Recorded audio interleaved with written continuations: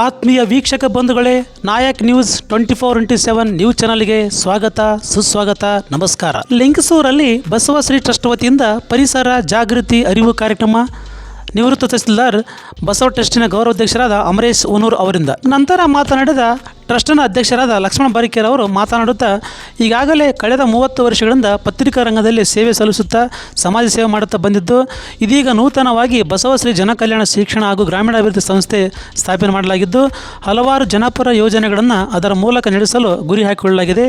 ಹೀಗಾಗಿ ಪಟ್ಟಣದ ಮಾರ್ಕಂಡೇಯ ದೇವಾಲಯದ ಆವರಣ, ಅಕ್ಷಾ ಮಸೂದಿ ಹಾಗೂ ಚರ್ಚ್ಗಳಿಗಾಗಿ ಲಿಟಲ್ ಫ್ಲವರ್ ಶಾಲೆ ಆವರಣದಲ್ಲಿ ಗಿಡಗಳನ್ನು ನೆಡಲಾಯಿತು ಎಂದು ಟ್ರಸ್ಟ್ನ ಅಧ್ಯಕ್ಷರಾದ ಲಕ್ಷ್ಮಣ ಬಾರಿಕೆರ್ ಅವರು ತಮ್ಮ ಹರ್ಷವನ್ನು ವ್ಯಕ್ತಪಡಿಸಿದರು.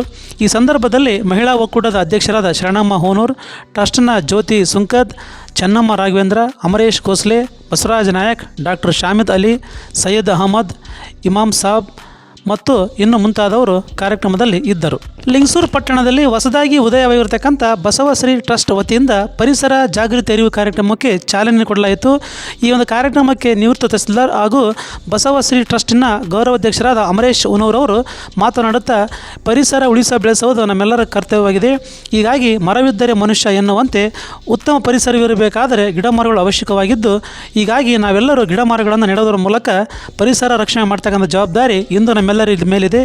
ಹೀಗಾಗಿ ಇಂದು ವಿಶ್ವ ಪರಿಸರ ದಿನಾಚರಣೆ ಅಂಗವಾಗಿ ಬಸವಶ್ರೀ ಜನಕಲ್ಯಾಣ ಶಿಕ್ಷಣ ಹಾಗೂ ಗ್ರಾಮೀಣಾಭಿವೃದ್ಧಿ ಟ್ರಸ್ಟ್ ವತಿಯಿಂದ ಮಂದಿರ, ಮಸೂದಿ ಹಾಗೂ ಚರ್ಚ್ಗಳಲ್ಲಿ ಸಸಿ ನೆಡ್ತಕ್ಕಂಥ ಒಂದು ಉತ್ತಮ ಜವಾಬ್ದಾರಿ ಕೆಲಸವನ್ನು ಮಾಡ್ತಕ್ಕಂಥ ಹೆಮ್ಮೆಯ ಕೆಲಸವಾಗಿದೆ ಅಂತಂದು ಕಾರ್ಯಕ್ರಮದಲ್ಲಿ ಮಾತನಾಡಿದರು.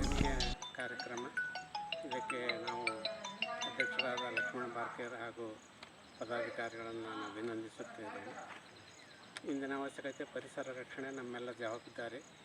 ಪ್ರತಿಯೊಬ್ಬರು ಅಟ್ಲೀಸ್ಟ್ ಒಂದೊಂದು ಸಸಿ ನೆಟ್ಟರು ಎಷ್ಟೋ ಇದಾಗುತ್ತೆ, ಪರಿಸರ ಮಾಲಿನ್ಯವನ್ನು ತಡೆಗಟ್ಟಲು ಸಹಕಾರಿ ಆಗುತ್ತದೆ ಎಂದು ಇಂದು ಎಲ್ಲರೂ ಸಹಕಾರ ಕೊಟ್ಟಿದ್ದಾರೆ. ಎಲ್ಲರಿಗೂ ಧನ್ಯವಾದಗಳು.